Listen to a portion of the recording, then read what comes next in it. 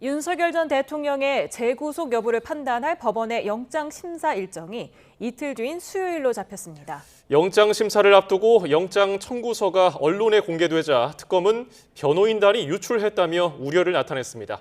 현장에 법조팀 취재기자가 나가 있습니다. 권준수 기자. 네, 내란 특검 사무실이 마련된 서울고등검찰청입니다. 네, 윤 전 대통령의 구속영장 심사 모레 몇 시에 시작합니까? 네, 이틀 뒤인 수요일 오후 2시 15분으로 법원이 신문 일정을 잡았습니다. 일반 피의자처럼 영장 전담 부장판사가 심사를 맡게 됐는데요. 윤 전 대통령 측은 YTN에 당연히 출석할 거라며 직접 소명하겠다는 의지를 밝혔습니다. 내란 특검도 언론 브리핑을 통해 법원으로부터 통지를 받았다고 밝혔습니다. 다만 심사가 있기도 전에 윤 전 대통령 변호인단에서 피의자 주민등록번호 같은 개인정보가 있는 영장 청구서를 언론에 유출했다며 중대한 범죄 행위라고 지적했는데요.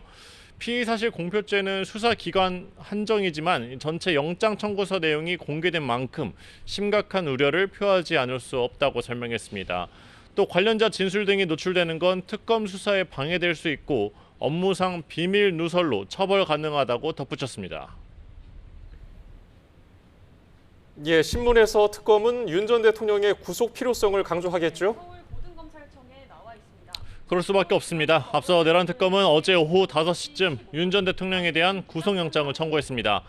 2차 소환 조사가 이뤄진 지 하루 만으로 윤 전 대통령의 신병을 확보할 필요가 있다고 판단한 것으로 보입니다. 특검은 구속 필요성을 위해 군 관계자의 비화폰 통화 내용 삭제 등을 거론하기도 했는데 이를 두고 그 자체가 증거인멸이라고 주장했습니다. 또 윤 전 대통령은 유죄가 선고돼도 판결에 승복할지 불분명하다며 도망칠 우려가 있다고 강조하기도 했습니다. 이번에 윤 전 대통령에 대한 구속영장이 다시 발부될 경우 지난 3월 구속이 취소된 이후 4개월 만에 다시 수감되는 건데요. 내란 특검은 윤 전 대통령이 영장 심사 이후 결과가 나올 때까지 서울구치소 혹은 서울중앙지검 유치장소에서 대기할 예정이라고 설명했습니다. 네, 오늘 계엄 피의자 중에 한 명인 노상원 전 정보사령관의 구속 신문도 있었죠. 네, 노상원 전 국군정보사령관의 재구속 여부를 결정하기 위한 신문이 오늘 오후 2시에 서울중앙지방법원에서 열렸습니다. 신문은 마쳤는데요.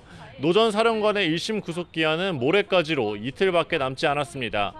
노 전 사령관 측은 모든 혐의를 부인하며 특검이 죄명만 바꿔서 결국 구속 만기를 늘리려는 의도로 보인다고 주장했습니다. 앞서 특검은 노 전 사령관이 부정선거 의혹을 수사할 요원을 선발하기 위해 민간인 신분으로 정보사의 정보를 받았다며 지난달 개인정보보호법 위반 혐의로 추가 기소했는데요. 알선 수재 혐의도 적용을 해놓은 상태입니다. 김용현 전 국방부 장관의 경우 지난달 계엄 사태 주요 피의자 가운데 처음으로 1심 구속기간 만료를 앞두고 특검의 추가 기소에 의해서 다시 구속된 바 있습니다. 지금까지 내란 특검 사무실에서 YTN 권주수입니다.